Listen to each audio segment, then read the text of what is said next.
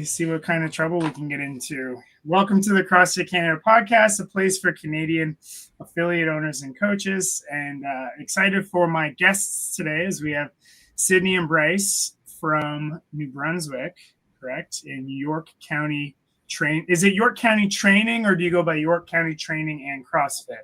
I think we usually mostly call it York County CrossFit, but okay. Yeah.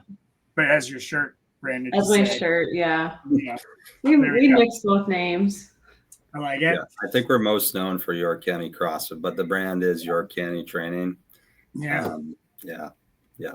So we usually like to, it's funny. I'm like, introduce yourselves, even though I always do. But yeah, what I want you guys to do is let's introduce you'll each introduce yourself. We know your affiliate.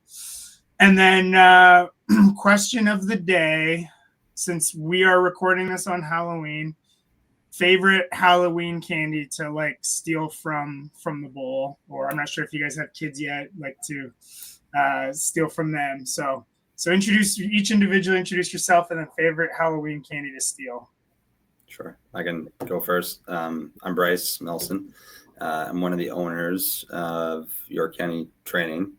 I'm not a coach at York County Training. I have a full-time job elsewhere, but nonetheless one of the owners.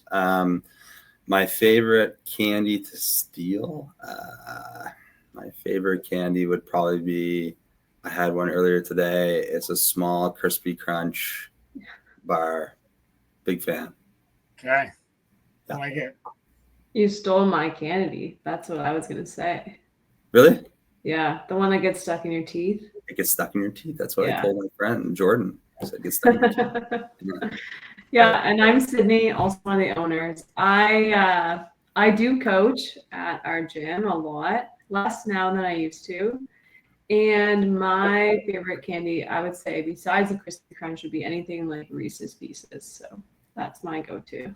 So the single individual peanut butter cup, or the actual like little like Smartie type pieces? No, it would be the cup. Yeah. But an individual peanut butter cup. Yeah, absolutely. Yeah. I'd have to say either. The baby O'Henrys, the little Henrys are my go-to. I think O'Henry tops the power rankings of chocolate bars just in general. So wow, it's a bold decision. Yeah, O'Henry's. It's got a little bit of everything there, Yeah. So you guys are partners at York County Training, York County CrossFit. I always love to start off with and hear, like, how did you guys start CrossFit? What was that like? And I mean, now I always love like husband and wife stories, because it's always who got who into CrossFit. So kick that off. Yeah. I'll kick that story off. So I started CrossFit when I was 14. It was at an affiliate that's still an affiliate called CrossFit Pound. So Bryce and I are both from Miramichi, New Brunswick. It's just like 2 hours away from Fredericton.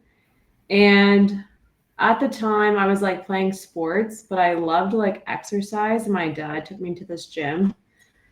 I like immediately fell in love with it. I went like every day. I would go at 5:45 in the morning before my like school day, before sports. And eventually towards the end of high school, I was like, oh, like I want to coach, or I want to like open a gym. Like that was like my like teenage dream. Then I did start coaching in university. So I moved to Fredericton for university. I coached at what used to be an affiliate here called CrossFit Biometrics. I worked there for 4 years. And then I met Bryce at university, even though we were from the same small town. And that's when I introduced him to CrossFit. And I still remember, I don't remember my first workout, but I remember our first workout together. Because I think he was a little humbled when I took him.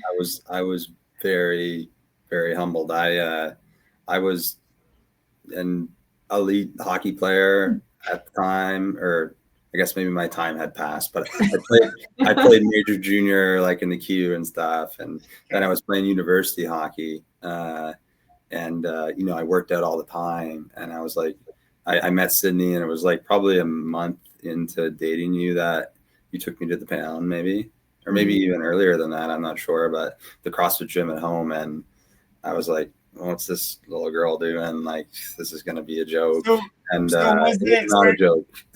Yeah, and like sorry to cut you off, but like I'm curious. This is very interesting. Was it like, okay, like still early in the relationship, she wants to go on a date to CrossFit? Like, I'll humor her and we'll go. It's Yeah, I CrossFit. kind of like I knew that she was like fit, but like I figured like it was just my improper perception of what CrossFit is and how fit she was and how unfit I was and how, you know, really poorly I moved at the time. So like it was quite, you know, she beat me in the workout and I was like, what, how does that work anyway? So it was very humbling. And what was that workout? It had echo bike, which I think at the time would have been an assault bike because it would have been like over 10 years ago. I don't think the echo bike was out. And like burpee box jump overs and maybe what else did we do? Like dumbbell snatch or something. I think it was dumbbell snatch. Yeah.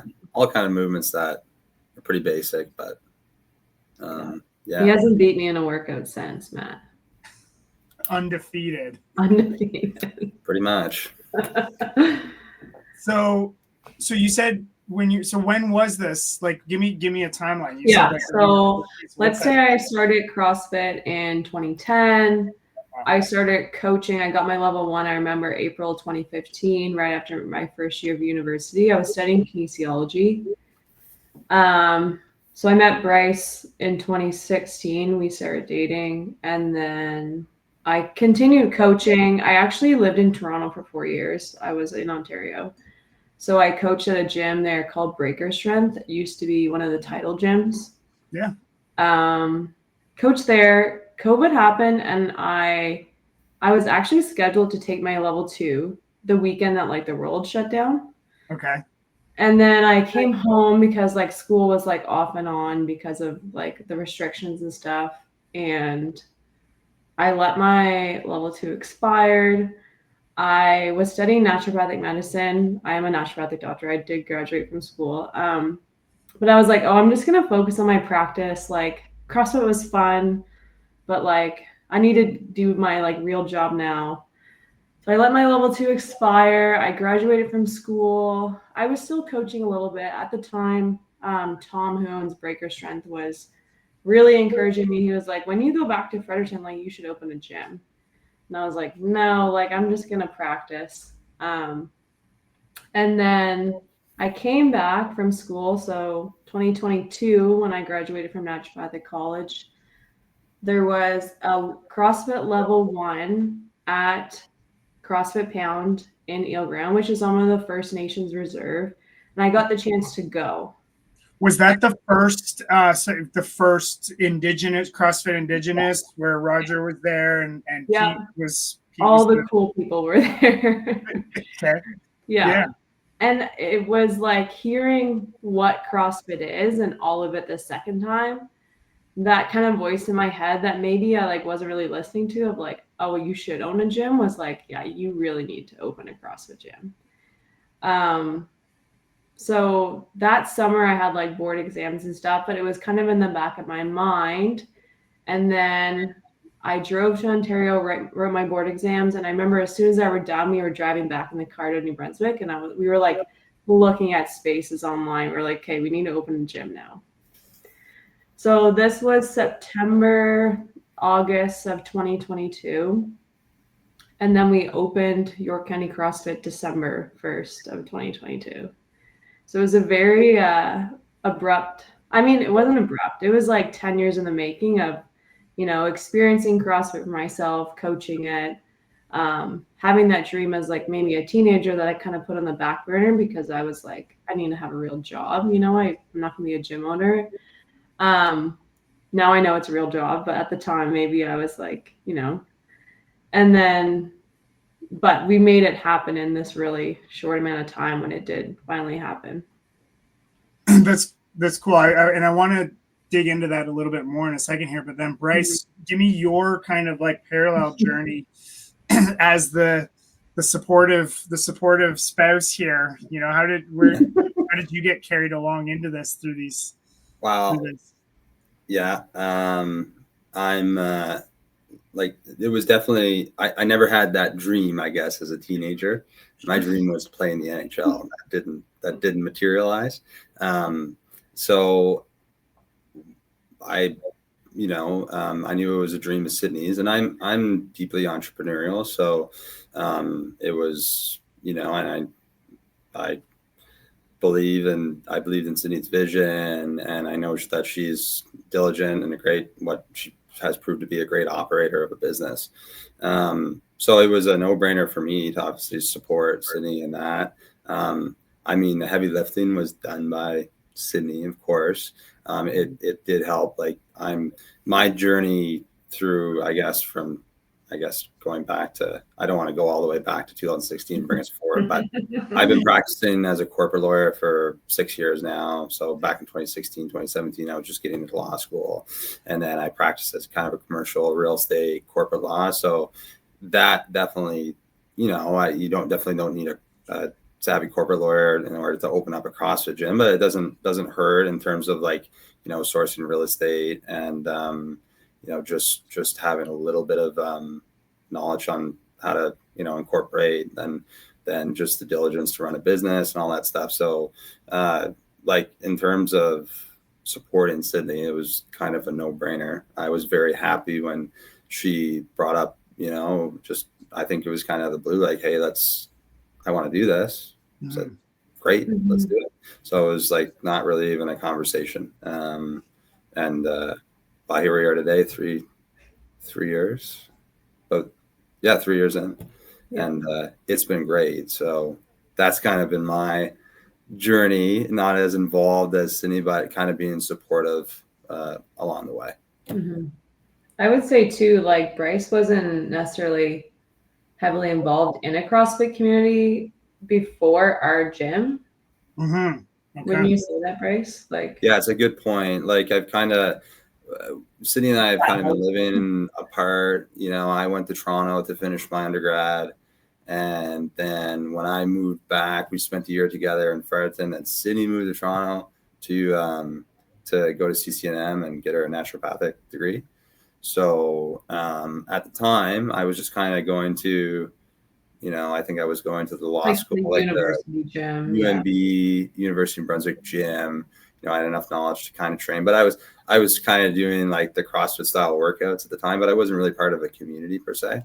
Sure. When Sydney moved back, we joined, it wasn't a CrossFit gym. They didn't have their affiliate, but they were kind of doing that CrossFit style. So yeah, but overall, I've never really been a part of a community. And this is the first community, the community that we've grown over the past 3 years that I really kind of got into CrossFit. I go every day now. So yeah, of course.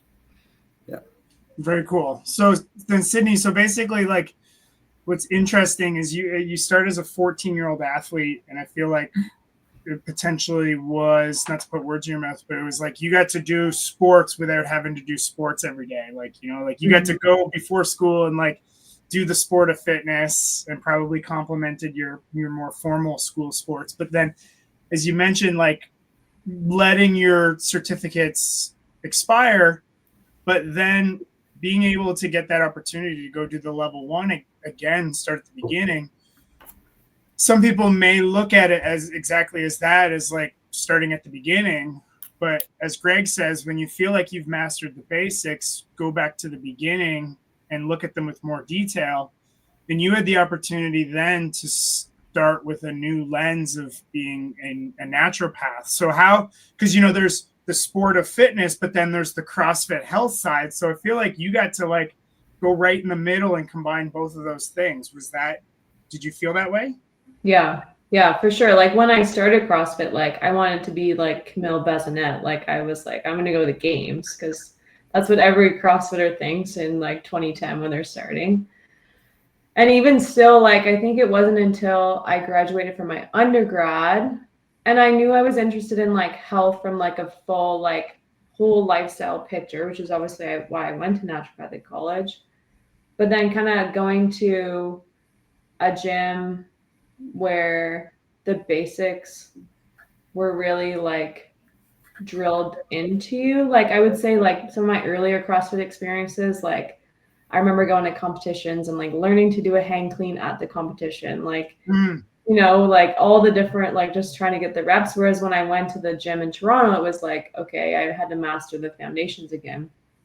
And then in learning like everything I learned in school and getting to go back to CrossFit older with more knowledge, it was like, oh, like I kind of felt like what I went to naturopathic college for, I was like, it's actually available in CrossFit. You know, like I don't have to like be a doctor to like change someone's life. I could just get them to come to the gym every day and probably have like a bigger impact overall because I'm getting more touch points with this person. Like we have a deeper relationship. I like also get to see their success because, you know, they stay at my gym. And so, yeah, it really was kind of like a full circle of like, I was like, oh, this is what I've been looking for the whole time. I just didn't really think that it was CrossFit because I had kind of gain this understanding of CrossFit as like an athlete instead of just like, okay, actually CrossFit is not your life. It's meant to enhance your life, right? And so changing my viewpoint there was really kind of like the starting point of realizing that I wanted to own a gym. Well, and I'm guessing, and very coincidentally, I didn't plan this at all, but we actually Tom is on the episode previous to this. Oh, that's hilarious. We literally if he doesn't mention me, I'll be so upset. We literally just we got onto a bunch of tangents, so don't. Yeah, I could see that happening. But yeah, so we just chatted on Wednesday, but I guess what you're saying is like even just the way he operates his affiliate and the way he coaches, like very like kind of by the book, but when it's done correctly versus like just doing CrossFit, like CrossFit workouts, I mean, it's noticeable. And I feel like, was it a source of inspiration for you? I mean, it was a new way of viewing CrossFit. Like, I would say the early gym of CrossFit Pound was like, have you heard of like how Jason Khalifa describes his early days where like they had like 500 members. It was a party. 500 members joined every month. 500 members left. Like, but didn't matter because like everyone was just moving. Like, when CrossFit Pound started, that was kind of like what it was, where there was just like so many people. It was very fun, big community aspect. Coming up with CrossFit Biometrics, there was definitely a little bit more coaching, but I would say also like by the end of my days at CrossFit Biometrics, it was mostly a bunch of us university students coaching, but also just taking ourselves way too seriously as like athletes, right? Sure. And then when I went to Tom's gym, I kind of got back to some of those like foundational CrossFit things and like grew a lot as a coach at his gym. So then you guys are road tripping back from what's that drive from Toronto to New Brunswick? Was that 14 like hours? 12, 13 hours, right? Yeah. Yeah. We've done it a lot of times. We've done it a lot. Yeah. I've only gotten as far as Princeville, Quebec. So it's about halfway, I would say. Not quite to full Quebec City, but so Bryce, you're driving while Sydney's got like 14 tabs of different commercial. Well, there's not many options. There isn't, you know, if Fredericton's a city of like, you know, greater Fredericton area, you're probably looking at maybe 100,000 people, and Fredericton proper is probably 60,000. So obviously we want it to be in Fredericton proper or like somewhere on the outskirts, and we landed kind of on the outskirts of Fredericton proper with a commercial building. But yeah, there's not a lot of space available for, you know, something like a CrossFit gym. So yeah, I kind of remember the drive, like, of course, you know, looking at used equipment, looking at lease space, looking at talking about who could be members at the gym, like who could we get members right away to get some cash in the door, like just complete, like just hustle, right? Like, and that's what it was for the first, you know, 6 months to a year. It's like before we actually put any structure or systems in place, it was just hustle. So that drive, I vaguely remember the whole month, but I don't remember really any specific instance, but it was just, I remember all the dates and everything. You remember more specifically, definitely. I remember we drove home like mid-August. It was Labor Day weekend.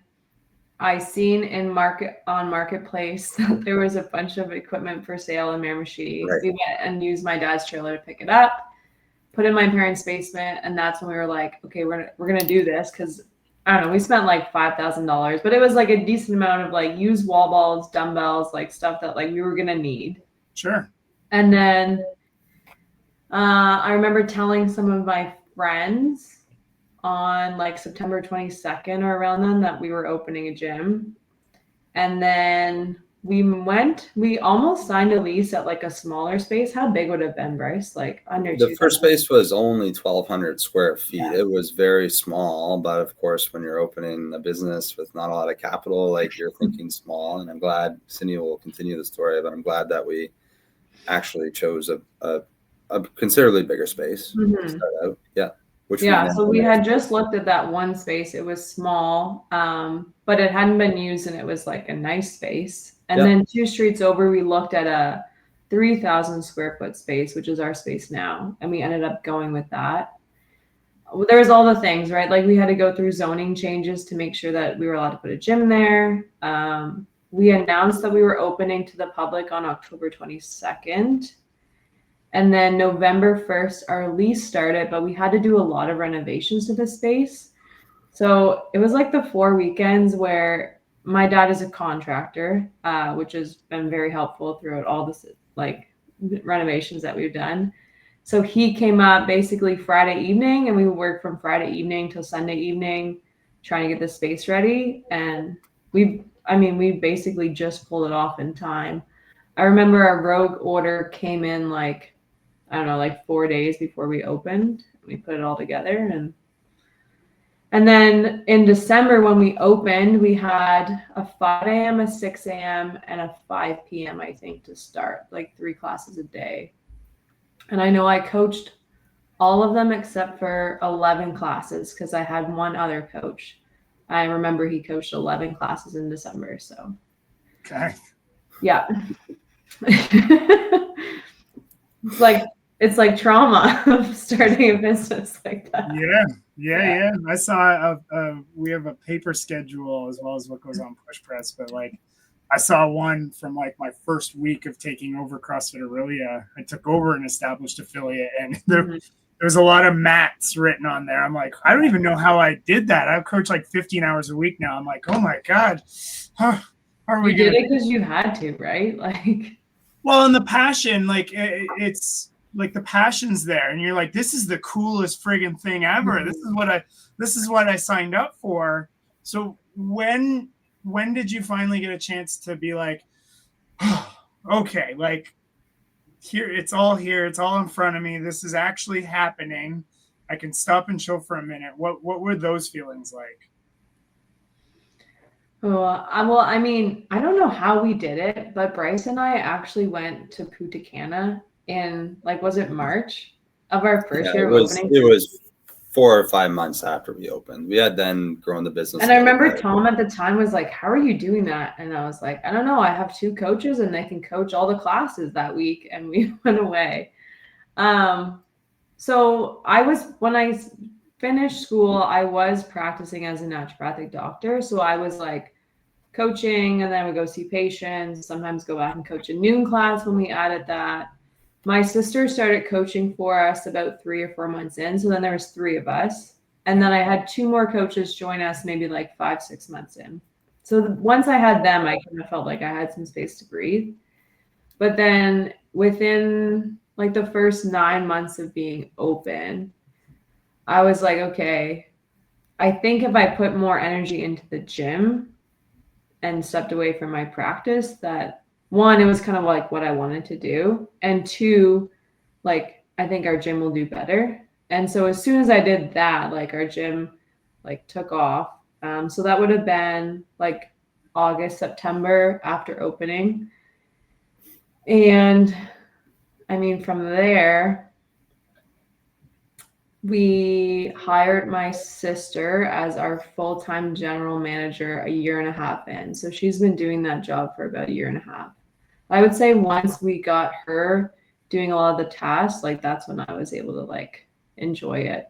But then, I mean, we've been working towards our new project for our building. So honestly, it's only been in like the last month since construction started that I feel like I've been able to be like, like things are things are happening without me having to hustle so hard. But to Matt's question, I do remember those first from September until we left for Punta Cana. It was it Canada or Mexico or in March. So it was a good seven months probably of, and really what I remember the most is almost every day we'd come back from, I'd be working my job, and it's a demanding enough job, and then I would leave the office here when I could, and Cindy would be coaching and run the business all day, and then I'd go and I'd help Cindy clean the whole 3,000 square foot space every night, because we're very particular on how the space looks. Like, that's a big part of it. So it's very clean all the time. We didn't have a cleaner because we didn't have money for a cleaner at the time, and we'd get back home at, I don't know, 9 o'clock or whatever, and I just remember we have a pretty big entryway in our apartment, and I would sit on the bench in our entryway, and Sydney would sit on the floor, her back against the door, almost every night. And it was just like, and we'd kind of debrief, but we couldn't, that's how tired we were, I think, at the time, like 70, 80 hours of work each week. And we just couldn't make it past the entryway. So we've made it past the entryway, since then, I think. So it has still been busy, but I don't think it's been quite as chaotic as those first, 6 months or whatever. That was chaotic. Yeah. And I think so many people are just the fives or tens of people listening are like, oh man, I know for them, it maybe wasn't the entryway. It was like the couch, and they still sit with their jacket on for. Yeah, sure. Yeah. You know what I mean? We've all been there, but it's interesting, Bryce, as you said, you're entrepreneurial. Sydney, this has been like a seed planted in you for a long time. But even in a short period of time, like, it's not about changing the hustle, because you have a new project of a building, which I do want to get into, but like, you had to start offloading things, like start bringing in coaches. Even just the idea of like, you had your practice where you could have said, I'm going to focus on my practice so I don't have to take any money from my business. But you already said it, like, the moment you went all in on your affiliate to like, this is my new job, it took off. I think there's many people who are scared to make that leap. So what would you offer from an experience standpoint there? Yeah, I mean, I think it's a question you have to ask yourself is like, is this a hobby, or like, are you all in? Because if it's a hobby, then like, it's just a hobby. You can't expect it to be anything more. But like, if you're all in on it, then like, there's no limit of what you can do, I think. So then, but because like, it's like a matter of like attention, in the sense of, well, I don't want to pay myself, I don't want to I'll put it back, that money back into the business, but we do all need to like make a living.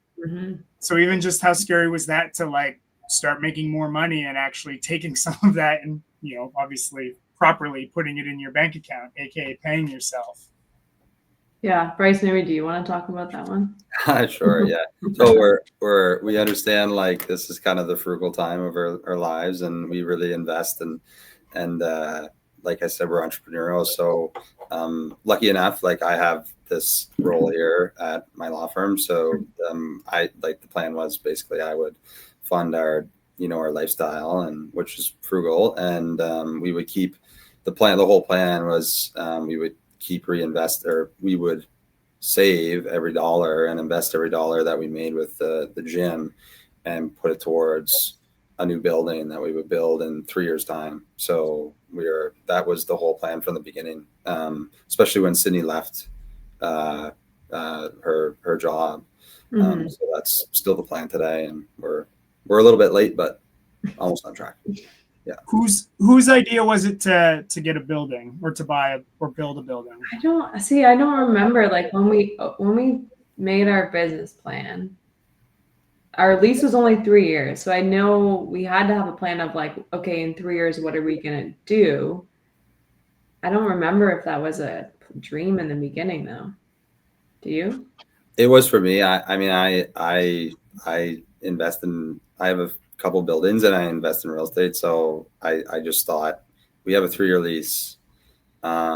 Let's shoot for that, because then we can kind of control that. Plus, we're already in the business of owning real estate, so we might as well be our own self-tenant. And I don't want to really rely on another landlord that can, at the end of the day, can find grounds to kick you out or, mess with you. So that was, maybe I didn't express that to you right away, but I think pretty early in our journey, we were discussing what we're going to do after the lease is up. Yeah, because it's interesting. Like Sydney, you said like dream. Bryce, you'd said like investing. Like it doesn't have to necessarily be a dream to own a building, because for some folks, like it's probably not at all, right? But from a pure like dollars and cents thing, it's like, well, we have to put money to a lease anyway. So if we can somehow like, it's not double dipping, because if it's like, I don't want to sound shady in any way, but like, yeah, if you can buy a building, then you can lease the building to your business and you can be your own landlords, and that's how the thing gets paid off. Yeah, 100%. It's a great way to build wealth, obviously. And I think a CrossFit gym is I listened to your podcast with Danielle, and like I think that a CrossFit gym is a viable way to build wealth. And if you're good at operating it and you're good with your money, I think it's a good bit. It can be a good business. So owning real estate isn't for everyone, and you don't have to own your real estate to be financially successful in CrossFit. It's not a requirement. It's just for our plan, I think it makes sense because we're already in that space and we have the skills to do it. So, but it's not for everybody. It's for some people. If you can do it, it's great. If not, it doesn't mean that you can't be financially successful with a box. It's another avenue. Yeah, because financially successful, really, I mean, it's a very like Plato term. It can be molded to whatever you want it to be. Sure. But I think sometimes if individuals are used to trading their time for money, aka working a job, they take that and they put it into their new business, and they may not look at it like a business, but it is. And then they just think, okay, well, now I just have this new job where I work for myself. And so the only way I can make more money at my CrossFit gym is to do what I only know how to do, and that's to work more so I can pay more. Yeah, it's kind of like the entrepreneurial seizure from the email. By the sounds of it. Yeah, right. But forgetting like, hey, the moment you open a gym, or even like Rich Dad Poor Dad, if you've ever read that book, it's like you now own a business. Like there's a bunch of cool parts of the club that you can use from being in that business. And anyways, to be successful as an affiliate owner, I think it's just to be able to use your affiliate to have the life you want. And you can take money from your business without having to do every single task in that business. Yeah. And Sydney, you can comment on that, but like 100%, I think that's like, obviously there are people that really just love CrossFit and just want to coach like every class. I think at the end of the day, even those people probably get tired of coaching every class. You can only do something for so long. And I think that like you have to build it out. You have to build it out for your own sanity. And if you want to have a business that is long-term and is able to serve the community for long-term, it's really hard to do otherwise. What are your thoughts, Sydney? Yeah. I mean, obviously when you open a business, like it's good to get, I think, your hands in every task because you just learn like what there is to do, right? Like, But then in hiring my sister as our general manager, it forced me to like define and then refine like what are some of the roles and like how do they get done and like create some systems. And then recently we promoted one of my coaches to head coaches so that like, okay, I'm not doing evaluation or coaching development now. I have someone else doing that.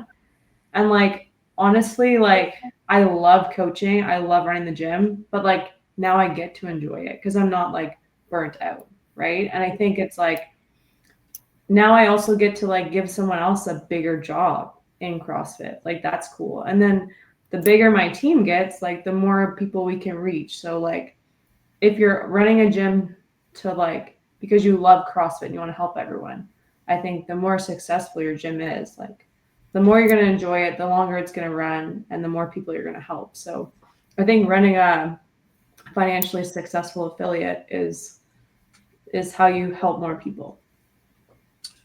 And then, you know, for what it's worth, like, you know, I have being on both your directory page and your website, like you have your level 3 and you're a great coach, you know, it's like, but you just said, I'm not the head coach anymore. Mm-hmm.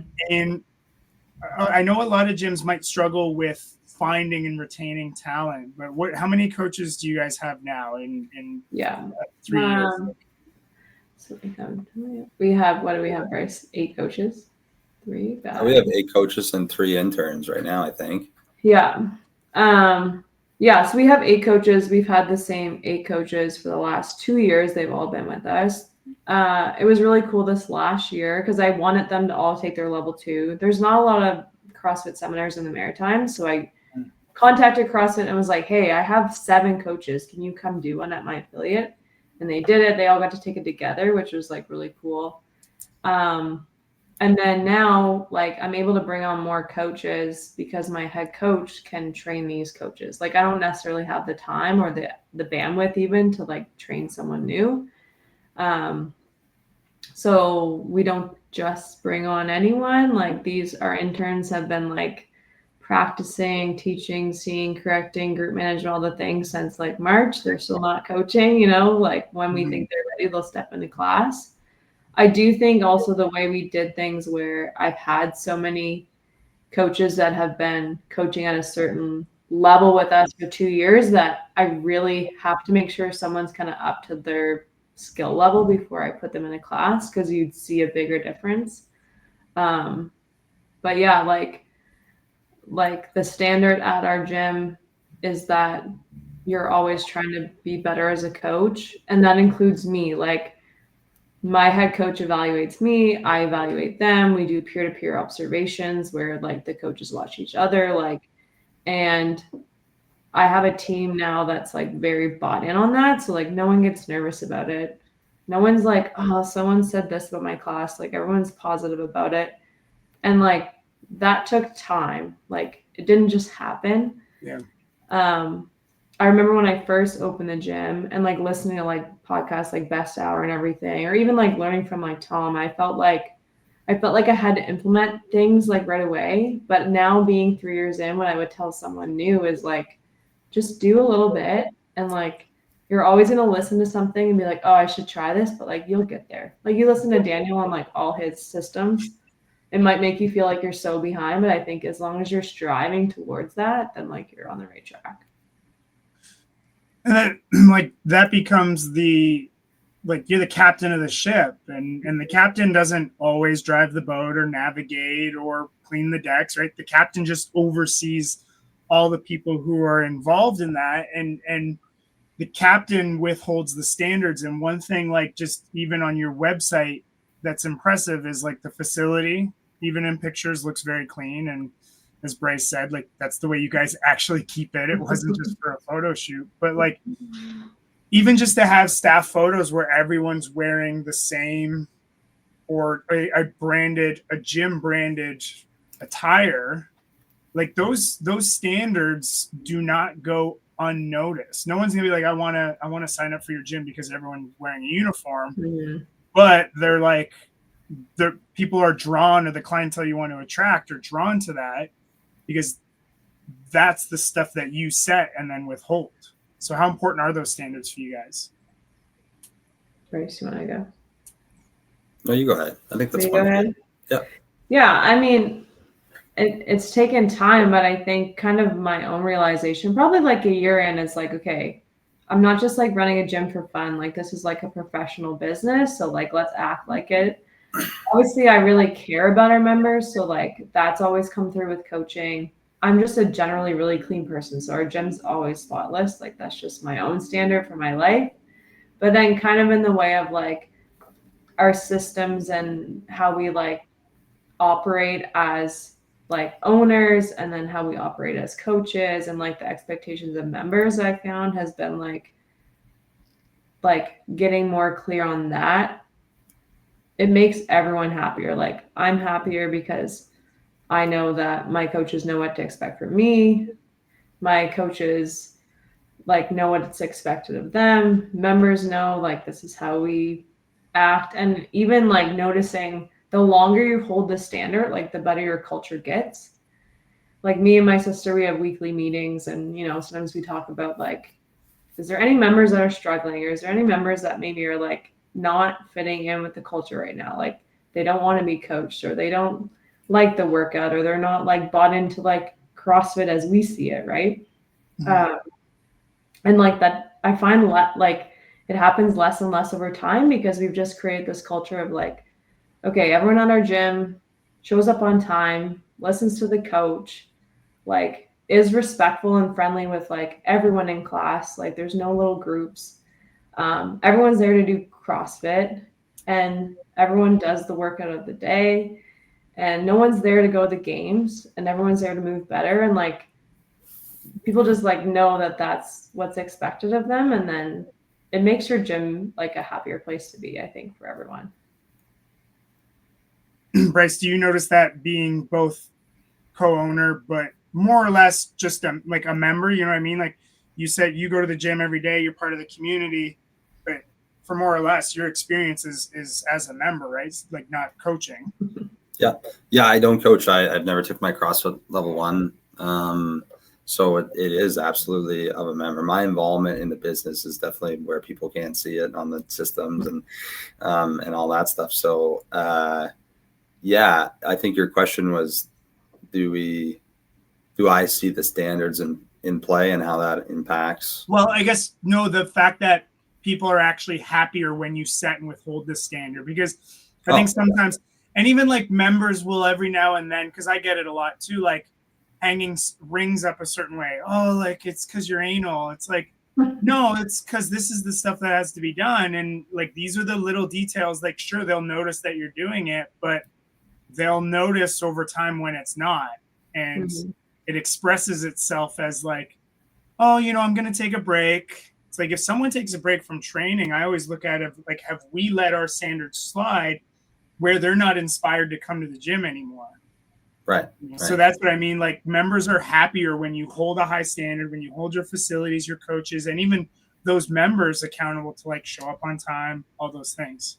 Yeah, 100%. Yeah, I think you look at the best businesses in the world, and like I'll use an example, like maybe not McDonald's anymore, but McDonald's at one point. You go to McDonald's, and not that I go to McDonald's, but sure, if you go to McDonald's, it was my first job, so I get it. There you go. So that business, you can go anytime, and you get the same experience every time. So the standard is the standard there, and maybe it's a bad comparison, but I think when you uphold a standard that the right people want to work for you. So you're attracting the right kind of person. I know people complain about, having difficulty finding labor, and, I have a lot of blue collar clients, businesses at work here, and, their biggest issue is, finding workers, and they're just begging for workers. They'll take anybody. But the question is, like, is that the best way to do it? Or is the best way to set a very high standard, and eventually you will attract the right people, and more people will want to come and work with you. And that translates right down to your clients. I mean, they see it every day. They come into a clean facility. The coaching is all top notch. Like the work that the group does on coaching, like they get Sydney, they get Nick, they get Spencer, they get Megan or Erica. It doesn't matter who's coaching them. It's, everyone's a little different, but the service is the standards here, and they're going to get the same service no matter what. So that's what keeps the retention of the customer, And that's what also keeps, we've never lost a coach. So it's like our coaches are held to a high standard. They have to do a lot of extra stuff to be able to coach at York County CrossFit. But no one's ever complained. No one's ever complained. They show up Saturday morning at 6 a.m. for a coaches meeting with some training involved, and everyone shows up. No one complains. No one says, why are we here? They're all excited to be there. And, we're giving them coffee and Timbits, but other than that, that's pretty much it. And they're happy to be there. So that's the standard that we set, and it does trickle down. I guess that Sydney sets really, and it does trickle down right through the whole business. Because it's scary for affiliate owners. Like I've talked to some about helping with coach development or getting them to do more, and have at times gotten a little bit of pushback. Like, oh, just my coaches are a little busy or overwhelmed to work on like development, so I don't think I'm going to go through with it. It's like your coaches are too busy to get better.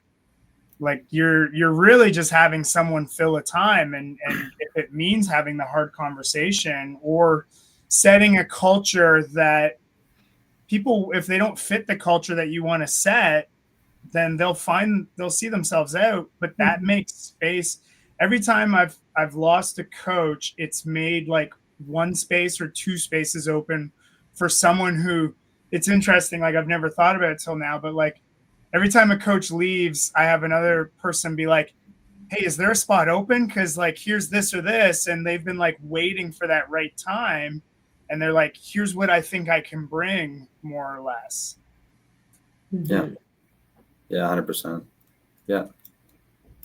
Yeah. So I will say it's probably been a bit easier for us to set the standard because I knew what I wanted. I feel lucky to have kind of known that before opening the gym, whereas I know like maybe some affiliate owners like really open the gym because they just like to do CrossFit and they didn't really know the coaching, the business side. And then it does become probably harder to change the standard like later on versus like starting from scratch.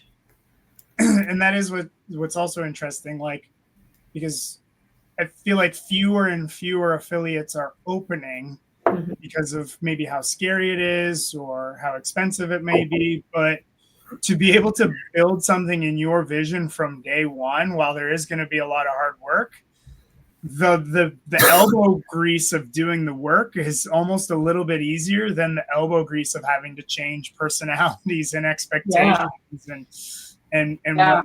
So I mean, and you see it because like anytime I have someone join maybe from a different gym, like it is harder to gain their trust and get them to buy in, right? Because they're like, well, this is not how I've done it.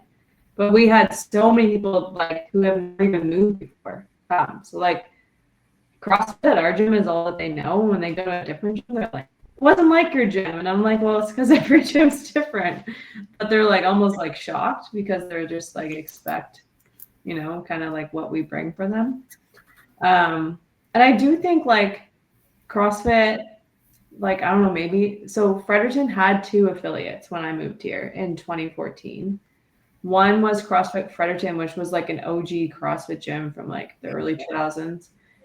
CrossFit Biometrics, they both closed and then we opened. And then now there is another CrossFit gym. So like, I think if you can set that example and like people see it and they're like, oh, like this is being done in a good way, like they'll go do it too. But if I look back at the affiliate that I was working at when I was here, like I didn't want to run that kind of affiliate. So I wasn't really attracted to opening a gym because it didn't look very fun. Right. But then if you can run a successful affiliate, it's like, oh, well, I would like to do what she's doing. Well, and there's so much noise about like, especially even now with this new, if you pay attention to the new marketing stuff and everyone's like, oh, it's back or this or the old, it's like as a business itself. And like Bryce as a corporate lawyer probably can see this more than anyone, like CrossFit as a business and as an offering had to evolve, and it happened. It grew so fast, it expanded so fast, and there was so much changes in a very short time for a business. And now it's just like the business has gone from those Jason Khalipa days 50 people in the door each month, but 50 or 55 people out the door each month. Like, that wasn't sustainable. It had to evolve into something that's a little bit more refined, but more professional. Mm-hmm. And there's more resources available now than ever to make that happen as well. Yeah. And it sounds like, based on your talk with Dana, like there's more coming. Yeah. Well, like, even with him, like, he's put even the people like who are like, oh, well, what do we get for our affiliation? Like, well, when's the last time you've been into the affiliate toolkit? Yeah. Like, oh, I didn't know we had one. Or like, okay, well, there's Daniel Chaffee literally giving the playbook away for how to get 1,500 members. Mm-hmm. You don't need to have to want to get 1,500 members, but it could probably help you get 5 new members a month. Yeah. Which would pay off your investment into the CrossFit affiliation fee. Yeah. I mean, that was kind of our thing. Like, I didn't want to be the like half in, half out. Like, I've always done CrossFit. Like, that's what I did. So I wanted to own a CrossFit gym. I wasn't going to be like, oh, we're like going to do CrossFit. We're not going to pay for the name. Like I wanted to have that on our website, say it clearly so people weren't like, what do they do? Well, they're a CrossFit gym, but not really. Like, I didn't want to do that. Yeah. Yeah. Well, even it's still, I love that you went back and got your, like, redid the level 1, and it was twice as impactful. It's like the advice, because you guys hosted the level 2, like, Mm-hmm. the best advice I can give is like, put in a petition or an application to host a seminar, and then as the host, just hang out for the weekend and be like, man, the level 1 is still as magical as it ever was. Yeah. And then even like our affiliate summits and getting together, like if you're feeling alone, like Carrie Ann does calls, like there's times to get together. Like, if you're not using the tools that CrossFit's giving you, then like, what do you expect to get from CrossFit?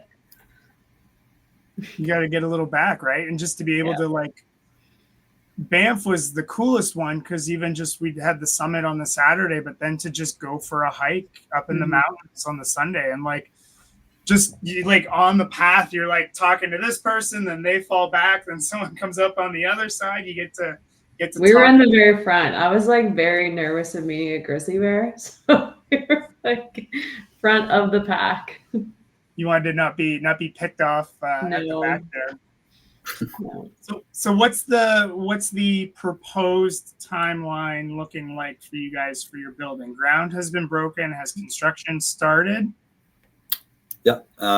So framing started. The building's basically framed up. It's a 11,000 square foot building. 6,000 square feet of that is just purely gym space, with an additional about 1,000-foot mezzanine. So you got almost 7,000 square feet there of gym space. And then you have bathroom, sauna, coach's room, lobby kind of thing. That's about 2,400 square feet. There's also a cafe that's going to move into there. So we're going to farm that out just to actually potentially, we're going to farm that out to a third party. We'll say that. We're not going to run the cafe, but it'll be a service in the building for the members and for the community as well. And then there's an upstairs of that 2,400 square feet that rounds out the building that Sydney's Health Clinic will be in there. So we're framed up pretty much, almost done that. So our timeline, our lease runs out May 1st. We'll probably be in this new building about a month before, if things go reasonably well. Maybe a little bit before. If it goes really bad, we might push up to the lease. But I think we're going to be, right around early April, probably be in. Yeah. That's what we're hoping. Sydney, what excites you for having more space to play, or even now, like, to get to take what you've built in 3 years and be like, I feel like now you'd be like, I always wanted to do this, or always wanted to do this. Like, what excites you about that now? Yeah. I mean, like, we're pretty crammed, and I'm so grateful for our members. Our current space has no like air conditioning, ventilation at all. It gets really humid in there so much, like you're doing wall walks or like sliding on the floor. Space wise, like, we have 9 classes a day, but with our membership right now, like, they're really full. I squeeze as many people as we can in there. People are like really great about sharing space, skipping in the rig, like, but I'm excited to have room to breathe when coaching. I'm excited to set my gym up now in a way that like facilitates better coaching. Like when I started my space, I wasn't necessarily like, oh, if I'm coaching gymnastics, I'm going to watch this and this. So now I'm like, okay, how can I set my gym up that way? Yeah. And then like more bathrooms is always great. The pre-WOD P breaks are pretty lined up right now. We don't have parking, so I'm very excited to have a parking lot. Like right now, we take up a whole end of the cul-de-sac for parking. And then honestly, I'm just excited because my sister and I, like we do work upstairs at the gym sometime in the mezzanine, but it's not an official working space. So just to have a space where like she can work, our coaches can hang out between classes, like to have that space would be nice. And our members will, if they listen to this, they'll laugh. But right now in our mezzanine after class, everyone goes upstairs and then the sound just like echoes. And then we're like, hey, shut up there. So to have a space where they can kind of move after the class is done will be nice for coaches with back-to-back classes. Yeah, because you want to create a culture where they do want to stay and hang out for a little Absolutely. bit. Yeah. Like we're not we don't have a big social calendar like at our gym. Like there's some informal events, but like one thing that was important to me was creating a space where they can just like plop down after a workout and like just sit there and decompress, and they'll stay for 10 minutes longer if they have the space to do it. So no, that's cool. But like, I think the cool part about this, like overall, is like, in business, they talk about your vision, and like that can mean so many different things, but like really it's almost about having not a daydream, but like, this is what I want. And then just having the willingness to pursue it. And I feel like what you guys are doing is that in a nutshell. And you've been doing CrossFit since 2010, but you've been doing it professionally for 3 years. You don't have to have been an affiliate owner for 10, 15 years to lead a pack or drive a business forward. Yeah. I mean, I think there's lots of, like, I think me and Bryce complement each other really well, because I will say, like, there's been so many things that he has like recommended or listened to this book or read that book and tried to help me implement. And I have implemented them just way slower than probably he would have liked sometimes. But I think just me loving CrossFit and being in the business of coaching CrossFit, and then him loving business so much has like really helped us get where we are. But I mean, to anyone that's running affiliate, I mean, there's so many resources out. Like you've talked about all the books that you've read and like podcasts now. Like I think if you have the means to wake up every day and like put a bit of work into it, like you can do pretty big things with a CrossFit gym.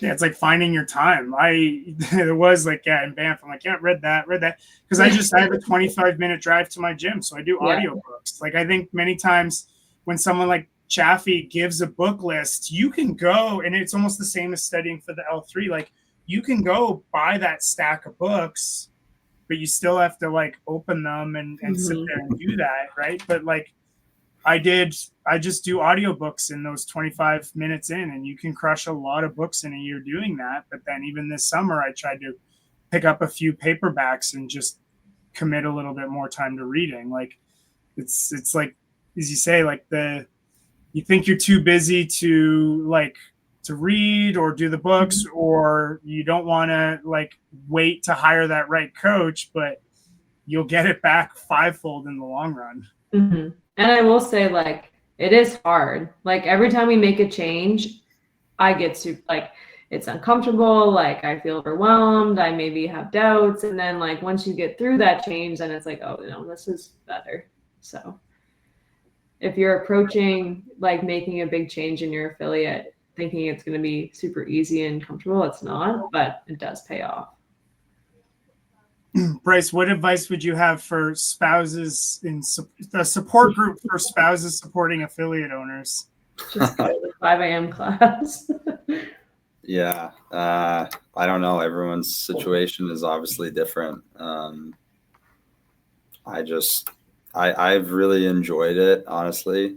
Like, I think we do complement each other well. I've learned a lot too. Like, definitely at first, I was like, okay, you got to do this, you got to do that. Like, kind of, and what really needed to be done at first is exactly what Sydney did, is just hustle, get as many members as you can, get the word out there to everybody. Just general advice to people that, if you're thinking about starting a box, like, you actually don't have to read all these books. Like, I'm like you, Matt, like, I'm on Audible all the time, and I'm a big nonfiction guy, reading all these business books, and I'm like, oh, like, let's do that, let's do this. But at first, like, just hustle and get the word out there, focus on the product, like, be a good coach. Obviously, that's the most important thing.